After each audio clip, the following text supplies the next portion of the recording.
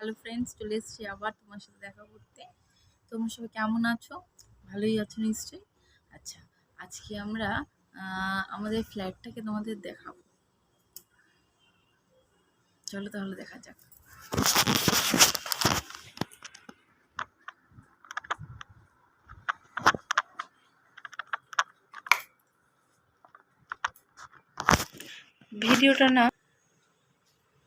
ভিডিওটা কি যে করতে ঠিক বুঝতে পারছি না আমি। আমাকে আমার ক্যামেরাটা ঠিক ঘুরছে না, তাই জন্য আমাকে এরমভাবে দেখাতে হচ্ছে ব্যাক ব্যাক করে। এখানে আমাদের একটা ফটো আছে, আমাদের বিয়ের ফটো।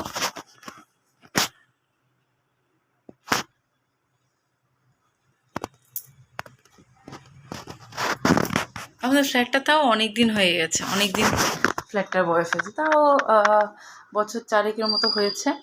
4 থেকে 5, 2015 সালে হয়েছে আমাদের ফ্ল্যাটটা। তারপর থেকে আমরা এখানেই থাকছি।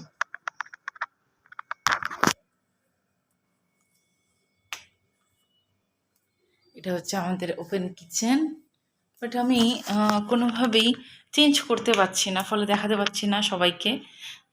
ব্যাক হচ্ছে না। কারো কোনো জানা থাকলে একটু কীভাবে ব্যাক করতে হয় একটু জানিও তো। আমাদের এই দেয়ালটা হচ্ছে খুব পছন্দের দেয়াল। এই দেয়ালটা আমাদের, আমরা যত ফটোগ্রাফি যা করার এইখানটাতেই করি। এই এই ওয়ালটা আমাদের খুব পছন্দের, খুব খুব পছন্দের ওয়ালটা। আমরা সব এখানে ফটো তুলি, ফটো ক্লিক করি। তারপরে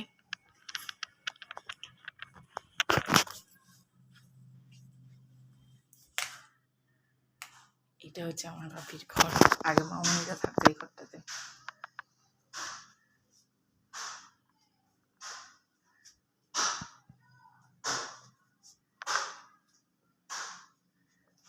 আমাদের ঘরের কালারগুলো খুব সুন্দর, খুব পছন্দের আমার। যখন কালারগুলো সেট হয় তখন কিন্তু আমি ছিলাম না এখানটাতে, আমি তখন বাড়িতে ছিলাম, আমার বাবার বাড়িতে। এটা হচ্ছে আমার মামনি, এই যে দেখতে পাচ্ছ সাইডে, এটা মামনি, পাশে একটা দিদি শাশুড়ি। এরা পরপর দুজনই প্রায় কয়েক মাসে হেরফেরে গেছে। তারপরে আবার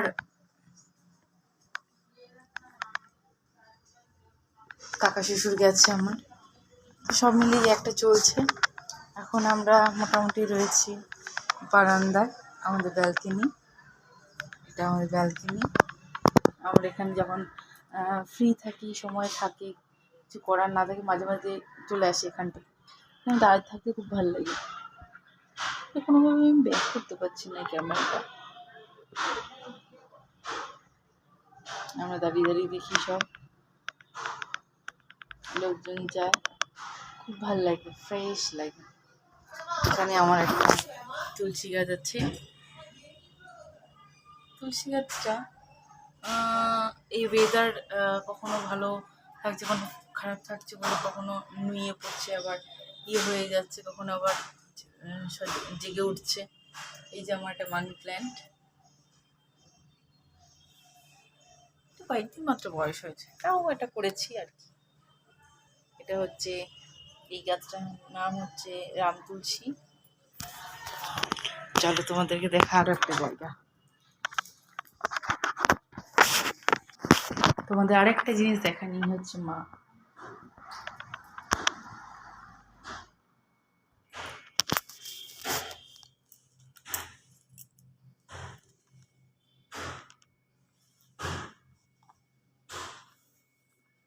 মাকে দেখতে পাচ্ছ?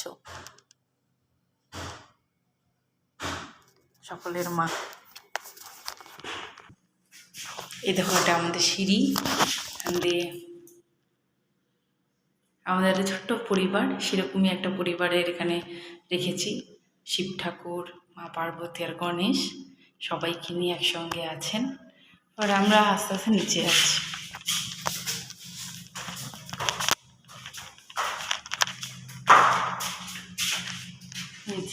আমরা আবার চলে এসেছি আমরা নিচে, আমাদের গেট থেকে। গেটের বাইরে হচ্ছে গেট, এখান থেকে আমরা ঢুকি, এই জায়গাটা থেকে আমরা ঢুকি, এখান থেকে এখন আস্তে আস্তে আমরা উপরে যাচ্ছি, বাগানের দিকে যাচ্ছি।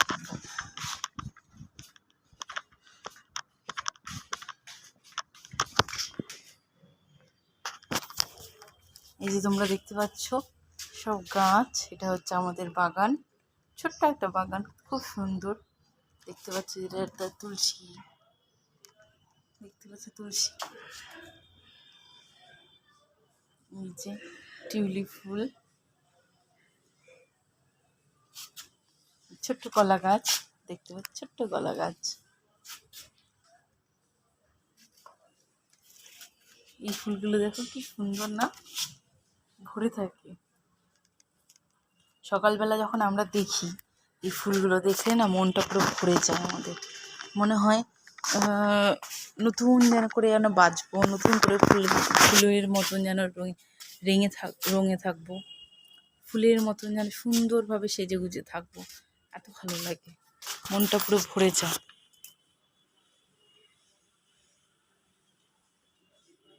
এই দেখো, এইটা তোমাদের দেখাই, এই দেখো কি সুন্দর ফুলটা,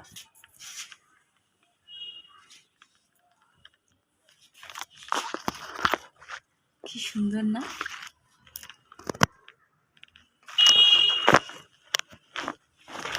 মনটা পুরো ভরে যায়, কুড়িতে ভরে গেছে। এগুলো সকালবেলা যখন হবে তখন পুরো ভরে থাকি, এত ভালো লাগে দেখতে। বলা মানে বলা মানে এত সুন্দর যে কী বললাম বুঝতে পারছি না, এত সুন্দর। পুরো বাগানটা গন্ধে ভরে থাকে, কি সুন্দর। এটা হচ্ছে পিঙ্ক কালার, আর ফুলটা কি সুন্দর।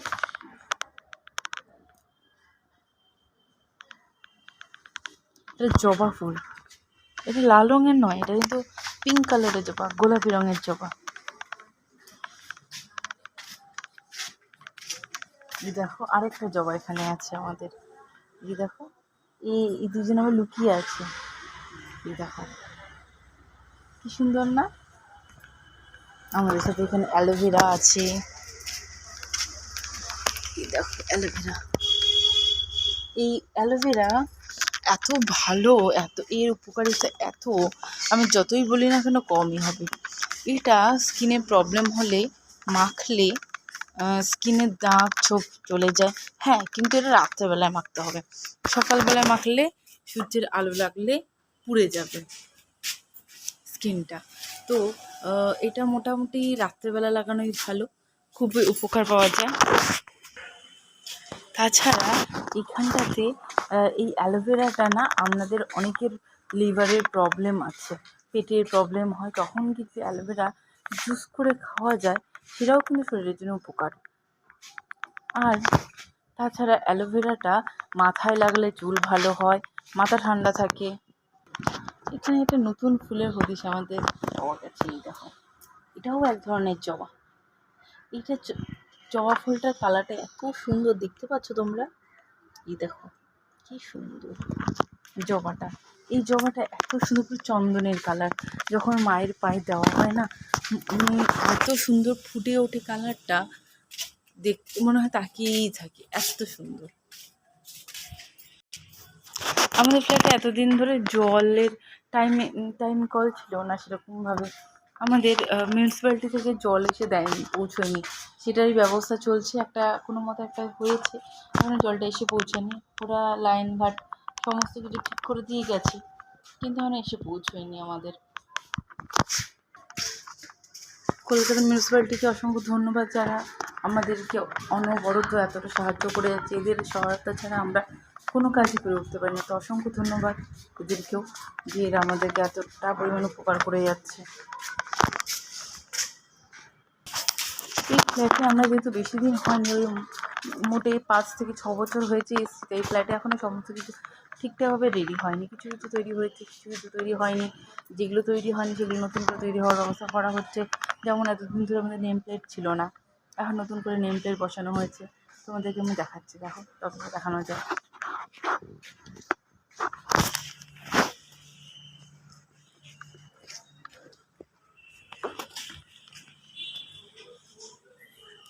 দেখতে পাচ্ছ উল্টো হাতে তোমাদের লাগছে, এটা লেখা আছে Charu apartment, 13 doctor Priyanath Guha road. একটা লেখা আছে, পিঠের উল্টো লাগছে আপাতত দেখতে।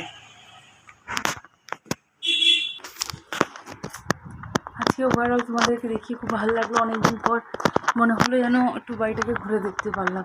কারণ আমাদের কাজের চক্করে তো আমরা কিছুই করতে পারি না সেরকমভাবে।